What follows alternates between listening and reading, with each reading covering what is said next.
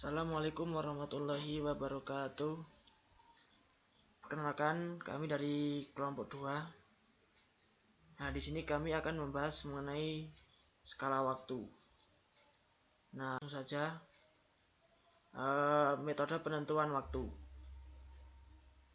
Nah, dalam menentukan waktu itu diperlukan persyaratan yang harus diperhatikan dalam penentuan umur suatu batuan atau fosil. Nah, yang pertama itu adanya kemungkinan pembasuhan. Nah, suatu batuan fosil akan berubah kandungan bahan kimianya ketika mengalami proses pembasuhan. Nah, sehingga perhitungannya itu tidak bisa dikatakan cukup akurat. Kemudian yang kedua yaitu adanya kemungkinan transportasi. Nah, batuan atau hasil dapat ditemukan pada suatu tempat. Nah, tetapi seiring berjalannya waktu, benda tersebut akan bisa berpindah tempat dari satu tempat ke tempat yang lain. Nah, sehingga fosil organisme itu banyak ditemukan di berbagai tempat yang tidak semestinya. Nah, di sini sungai itu merupakan salah satu faktor yang membantu perpindahan fosil, yaitu melalui aliran pada sungai yang membawa bahan tersebut dari hulu ke hilir. Nah, dikarenakan sungai dapat mengikis batuan menjadi semakin dalam, maka fosil yang dibawa dari lapisan atas akan menuju ke lapisan yang lebih tua di dalamnya. Nah, selain sungai itu ada pelapukan dan pergeseran tanah. Nah, akibat adanya pelapukan, maka fosil yang sebelumnya berada pada lapisan yang dalam menjadi muncul ke permukaan oleh kekuatan alam. Nah, namun setelah muncul terdapat faktor luar yang akhirnya membuat fosil tersebut berpindah tempat. Nah, hal inilah yang menjadikan penentuan umur satu fosil menjadi tidak akurat. Nah, yang selanjutnya itu ada yang pertama itu adalah jam radioaktif. Nah, perbedaan masuk dan keluarnya senyawa radioaktif dari dalam tubuh juga dapat digunakan untuk menentukan umur satu lapisan atau fosil. Nah, sejumlah zat radioaktif yang berada di alam itu dapat dihirup sehari-hari tanpa menyebabkan gangguan pada tubuh. Nah, jika manusia mati maka tidak ada transport zat radioaktif. Nah, hal ini mengakibatkan zat radioaktif akan terjadi penurunan atau peluruhan sesuai dengan waktu paruh zat radioaktif tersebut.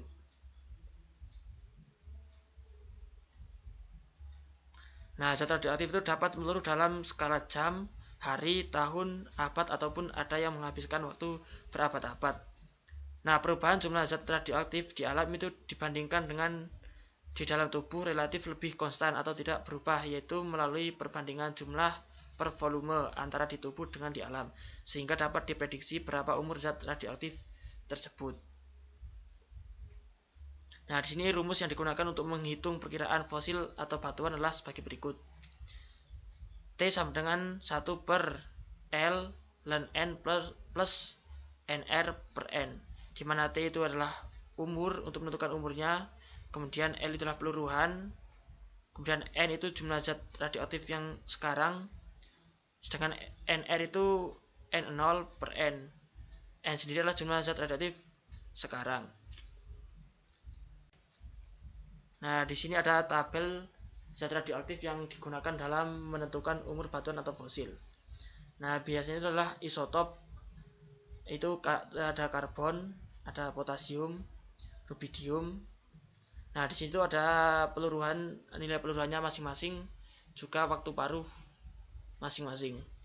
Bisa dilihat di dalam tabel tersebut. Nah, yang selanjutnya adalah menggunakan jam DNA. Nah, organisme yang sudah menjadi fosil itu sulit sekali diekstraksi DNA-nya. Nah, sehingga harus digunakan organisme yang masih hidup. Nah, berdasarkan skala waktu yang ada itu dapat diperkirakan kapan organisme yang ada muncul atau organisme lainnya. Nah, contohnya itu adalah seperti ikan yang lebih dulu daripada amfibi maupun primata. Nah, berdasarkan waktu yang berbeda maka dapat dihitung seberapa besar perubahan DNA yang terjadi. Dikarenakan mutasi suatu organisme dapat dihitung, maka lama perbedaan umur antara dua organisme dapat dihitung juga. Jadi karena adanya mutasi itu umur dari suatu organisme itu dapat dihitung.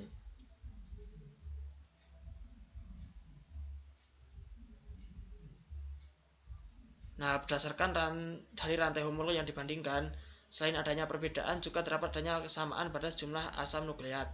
Nah, apabila ada satu rantai DNA yang berbeda, maka diperkirakan rantai DNA tersebut mengalami mutasi. Nah, untuk menghitung berapa kecepatan evolusi dapat menggunakan data DNA dari banyaknya mutasi. Contohnya itu ketika ada 10 mutasi per rentang umur 1000 tahun, maka kecepatan mutasinya adalah 1 mutasi setiap 1000 tahun.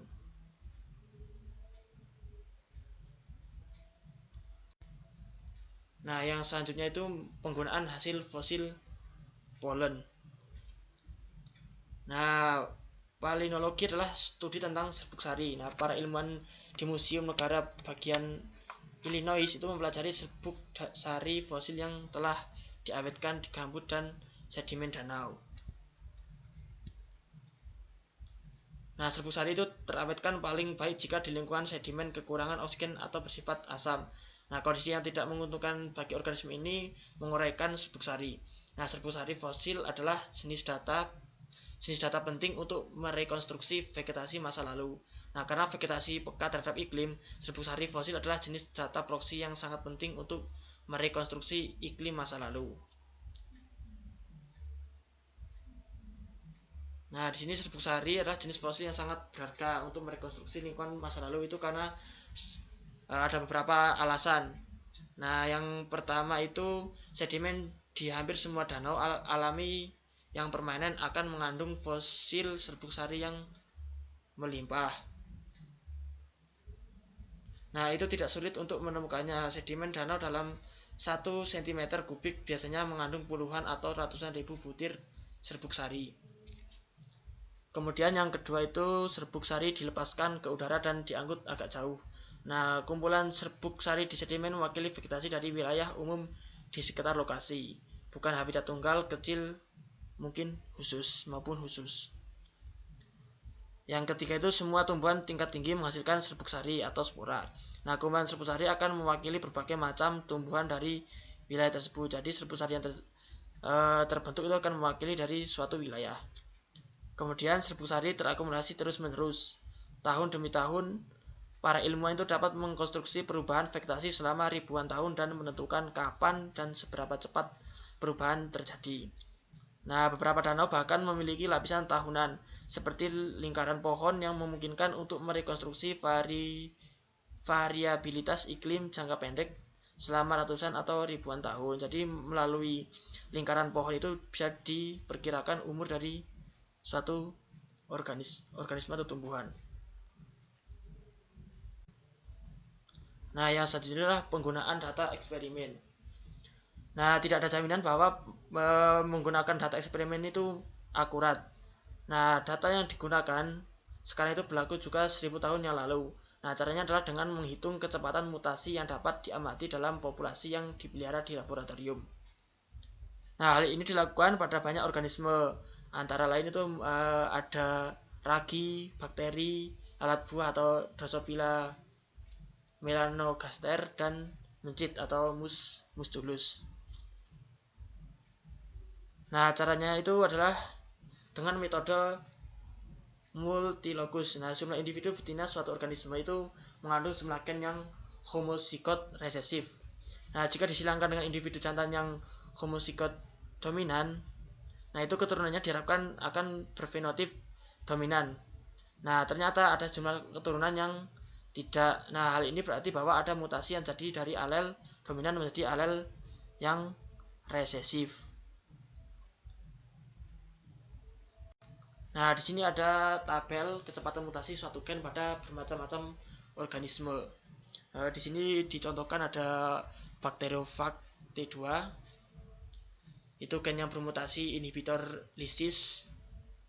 Nah, kecepatan mutasinya itu 1 kali 10 pangkat min 3. Di situ ada juga bakteri E. coli, di mana gen yang bermutasi itu bervariasi. Kecepatannya pula bervariasi.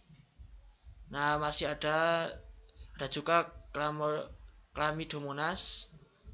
Itu streptomycin yang bermutasi, kecepatannya adalah 1 kali 10 pangkat min 6.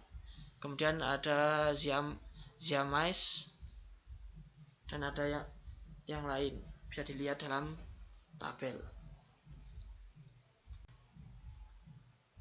Yang selanjutnya adalah pemisahan waktu geologi.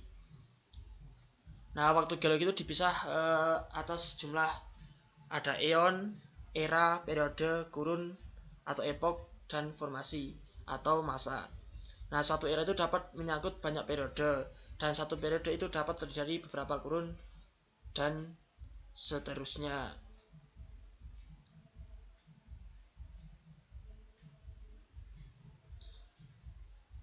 Nah, dari keberadaan fosil itu pada dasarnya menunjukkan kapan fosil atau organisme mulai ada dalam lapisan tanah. Namun, keberadaan suatu organisme dalam bentuk fosil tidak menjamin bahwa organisme tersebut baru muncul. Nah, hal ini disebabkan oleh individu yang menjadi fosil jumlahnya sangat sedikit kalau dibandingkan dengan organisme yang ada. Nah, akibat di sini disebutkan bahwa kemungkinan transportasi itu bisa terjadi. Nah, itu menyebabkan suatu fosil dapat berada dalam lapisan yang lain itu karena terjadi perpindahan tempat. Nah, hal ini mungkin dapat diterusi dengan melihat profil fosil kelompok tersebut. Nah, adanya celah dalam profil fosil dapat memberikan petunjuk adanya transportasi. Namun adanya celah pada awal keberadaan suatu kelompok dapat mencerminkan sedikitnya anggota kelompok tersebut pada waktu itu. Nah, meskipun awal keberadaannya suatu organisme dapat ditunjukkan oleh keberadaan fosilnya, nah, besar kemungkinan bahwa organisme tersebut sudah ada jauh sebelumnya, tetapi tidak ada yang menjadi fosil. Nah, kemudian pembagian waktu geologi didasarkan atas macam-macam fosil dominan yang ditemukan, dan bukan atas lamanya suatu eon, era, atau periode. Nah, suatu periode itu dan kurun biasanya dibagi lagi atas bagian, yaitu ada atas, tengah, dan bawah, atau bisa disebut juga dengan awal, tengah, atau akhir. Nah, namun hal ini dapat dilakukan untuk setiap pembagian waktu yang ada. Nah, pembagian yang lebih kecil pada dasarnya akan sangat berbeda dari daerah ke daerah. Misalnya itu ada formasi Trinil atau formasi Sampung dan lain-lain di Jawa Tengah. Nah, penamaan suatu lapisan biasanya dikaitkan pula dengan tempat fosil dan macam batuan tersebut ditemukan. Jadi penamaan itu didasarkan pada daerah atau tempat di mana fosil itu ditemukan.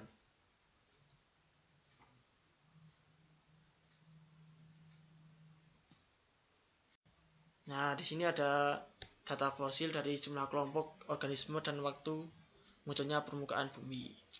Nah, di situ ada periode, itu disebutkan ada Meso, kemudian ada Paleozoik. Di situ ada periodenya masing-masing, di mana umurnya juga bisa dilihat dalam tabel. Nah, di sini ada TS sampai VH itulah untuk menunjukkan tetraspora sampai dengan vertebrata herbivora. Bisa dilihat dalam tabel lebih jelasnya. Nah, ini selanjutnya adalah contoh pembagian waktu geologi yang lebih terperinci. Nah, di sini ada umur dari sebuah eon. Misalkan di sini ada 65 juta tahun, itu adalah eonnya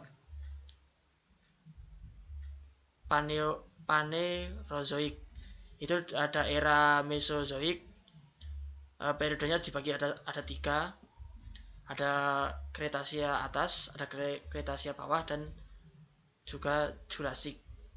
Nah, di dalam periode itu juga terdapat kurun, ada formasi, dan juga ada kejadian yang terjadi. Bisa dilihat di dalam tabel lebih jelasnya. Di situ juga dia bisa dilihat di periode Jurassic itu ada kurun akhir, tengah, dan awal, di mana di masa masing-masing kurun itu ada masing-masing formasi yang terjadi. Di sini ada pembagian waktu geologi. Di sini ada eonnya adalah Panerozoik, ada eranya adalah era Quarter, Cenozoik, ada Mesozoik sampai Paleozoik. Nah, di sini ada periodenya ada 0,5 sampai 3 juta tahun yang lalu sampai dengan Permian, yaitu 286 kurang plus minus 10 juta tahun. Nah, itu adalah kurun, ada kurunnya. Kemudian ada kehidupan, dimulai dari kehidupan air, ada semua kehidupan ada. Bisa dilihat sampai yang kehidupan di darat. Bisa dicermati di dalam tabel. Nah, saya rasa cukup penjelasan dari kelompok kami. Lebih jelasnya bisa dilihat di makalah. Kurang lebihnya mohon maaf. Wassalamualaikum warahmatullahi wabarakatuh.